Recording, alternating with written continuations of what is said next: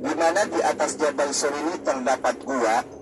Tolong jangan salah ya, terdapat gua yang nama guanya itu Gua Thaur.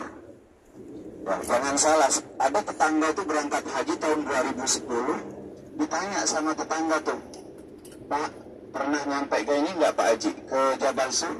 Dia bilang, pernah, alhamdulillah. Di atas Jabal Sur itu ada apa Pak? Ada gua. Gua apa Pak Haji? Gua Hiro katanya. Padahal Gua Hiro itu bukan di Gua Thaur. Nah ini aja udah salah gitu kan. Mungkin pada saat pembimbingnya memberikan penjelasan dia kurang memperhatikan atau pas lagi tidur nyenyak gitu. Jadi di atas Jabal Sur ini terdapat gua namanya Gua Thaur. Ya, Gua Thaur. Nah, setiap ciptaan Allah Subhanahu wa taala ini mesti mengandung hikmah. Ada yang tersembunyi dan ada yang betul-betul ditampakkan oleh Allah hikmah itu. Contoh kecilnya begini. Pada saat itu baginda Rasulullah Sallallahu Alaihi Wasallam dengan sahabat Abu Bakar As-Siddiq pernah berdiam diri di dalam Gua Thaur selama 3 hari 3 malam. Berapa? 3 hari 3 malam. Ya. 3 hari 3 malam di Jabal Sur. Pendapat lain 2 hari 3 malam. Wallahu a'lam. Tapi yang jelas Rasulullah sebelum hijrah dari Mekah ke Madinah ini terlebih dahulu Rasulullah bersembunyi di dalam Gua Thaur. Nah, yang jadi pertanyaan Bapak Ibu, lalu kenapa Rasulullah harus pergi hijrah dari Mekah ke Madinah? Padahal kota Mekah ini merupakan kota di mana Rasulullah dilahirkan. Kota di mana Rasulullah menghabiskan masa remajanya, bahkan pertama kali menikah dengan Ummul Mukminin Sayyidatuna Khadijah di kota Mekah. Lalu kenapa Rasulullah harus hijrah? Nah, ini yang jadi pertanyaan. Ternyata jawabannya gampang.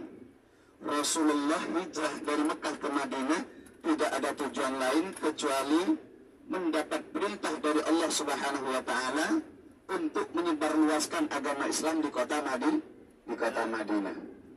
Di mana pada saat itu Bapak Ibu yang dimuliakan Allah Subhanahu wa taala, ketika baginda Rasulullah sallallahu alaihi wasallam ingin hijrah, ternyata didengkot kafir Quraisy, Abu Lahab, Abu Jahal, dan para pengikutnya. Ada kurang lebih 14 orang. Ada 14 orang, Tuhaimah bin Adi, ya, dan masih banyak diantaranya, itu mengadakan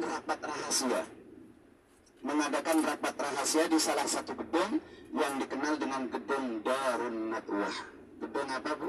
Darun Nadwah. Jadi Bapak Ibu kalau ke Masjidil Haram, ya, lewat di pintu di WC nomor 3, melihat ke sebelah kiri itu ada bangunan yang sekarang berdiri megah, bangunan hotel. Nama hotelnya itu Intercontinental, atau bahasa Arabnya apa ya, Darut Tauhid.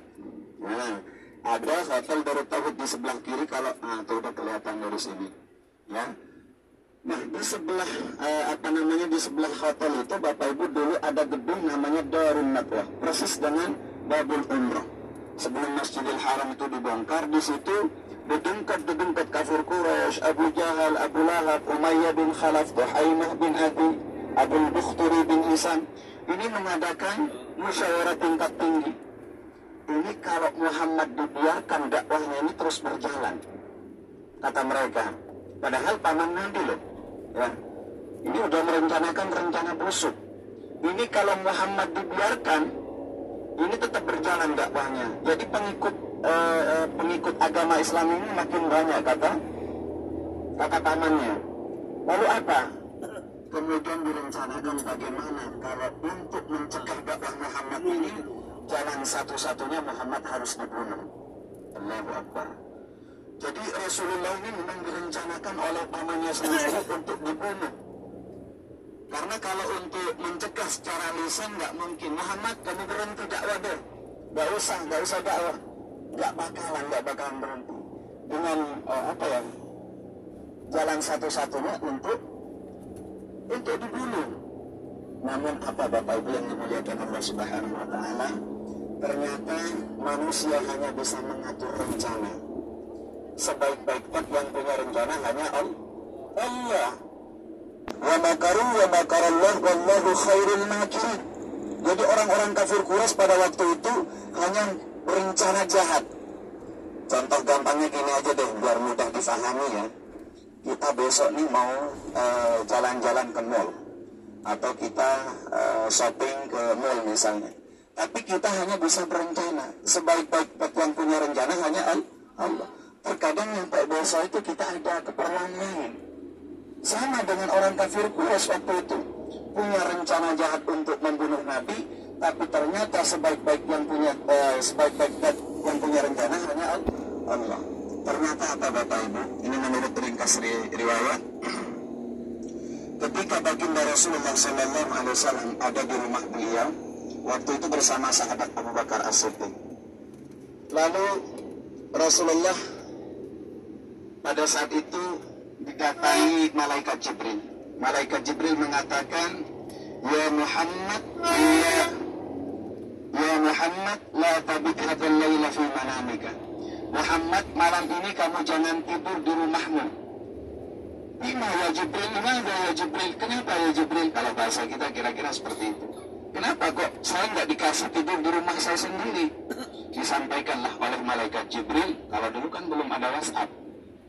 Betul tidak? Kalau sekarang kita call dengan Ustaz Undang, tolong dibawakan bendera ya. Kalau dulu nggak ada. Jadi Rasulullah itu mendapat SMS, mendapat WA dari siapa? Malaikat Jibril. Jadi orang-orang kafir Quraisy ketika mengadakan pertemuan perundingan untuk membunuh Nabi, ternyata Rasulullah udah dapat kabar gitu.